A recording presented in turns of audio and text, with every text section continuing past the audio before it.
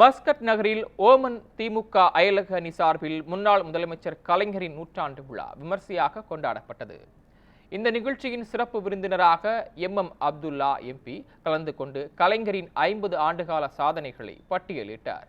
தொடர்ந்து பேசிய அவர், கருணாநிதியின் ஆட்சியில் கல்வி, சுகாதாரம், தொழில் வளர்ச்சி மற்றும் மொழி வளர்ச்சி ஆகிய துறைகளில் தமிழ்நாடு அடைந்த முன்னேற்றங்கள் குறித்து தெரிவித்தார்.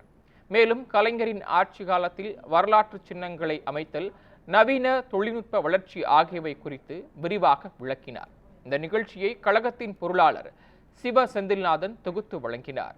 இதனைத் தொடர்ந்து மாணவ மாணவியருக்கு பேச்சு போட்டி, ஓவிய போட்டி மற்றும் கவிதை போட்டிகள் நடத்தப்பட்டு பரிசுகள் வழங்கப்பட்டன. இந்நிகழ்ச்சியில் புரவலர் அப்துல் சலாம், நிர்வாக குழு உறுப்பினர்கள் கருணாநிதி, திருமாவளவன், அன்பில் சிவா மற்றும் மருத்துவர்கள் சென்பாலன், இளஞ்செழியன், முகமது ஃபாரூக், ஃபர்ஷாத் உள்ளிட்டோர் கலந்து கொண்டனர்.